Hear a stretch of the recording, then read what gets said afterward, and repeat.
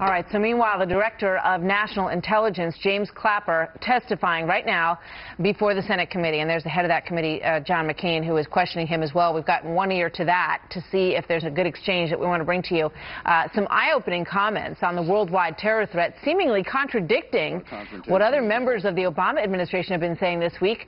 Here's James Clapper moments ago. When the final accounting is done, 2014 will have been the most lethal year for global terrorism in the 45 years such data has been compiled. About half of all attacks as well as fatalities in 2014 occurred in just 3 countries, Iraq, Pakistan, and Afghanistan. I'm drawing this data. ISIL conducted more attacks than any other terrorist group in the first 9 months of 2014. Guess John Kerry did not get that message. Brett Baer joins us now, the anchor of Special Report. Brett, good to have you here. Boy, these are very different messages that we're getting from the administration.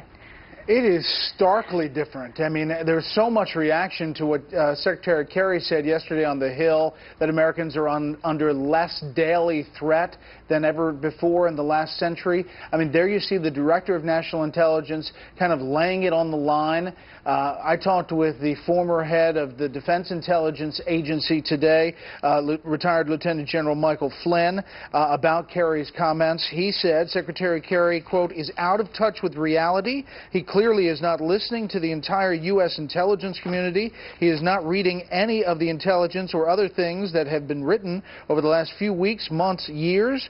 Talk about being out of touch. Continuing, for him to make those statements is totally irresponsible, and he should be challenged by anyone who cares about the future of this country. That is the former head of the Defense Intelligence Agency of this administration.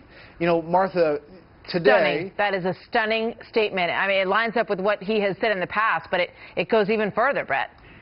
It does, and you hear Clapper there. You know, today is the 22nd anniversary of the bombing of the World Trade Center in 1993 in the North Tower. That truck bomb went off. It didn't have the desired effect of taking down the tower.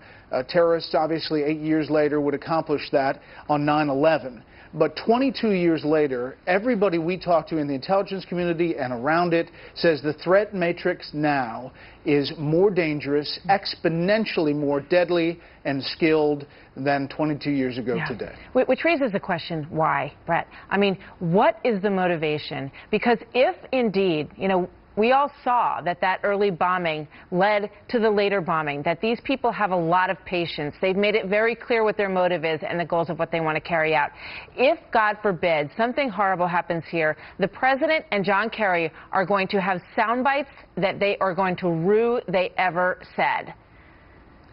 I agree. It's really, it makes you scratch your head. I mean, obviously, perspective is key, and they want to make sure people don't get worked up too much, but there is stuff to be worked up over. Listen to the head of the Director of National Intelligence and the head of the former head of the DIA.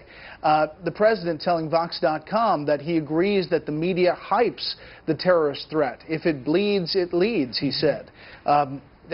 If something happens, you're right, history will not look kindly at those comments. And people would just ask over and over, why the need to downplay? Why was it necessary? Why would you want, what's the goal in all of that?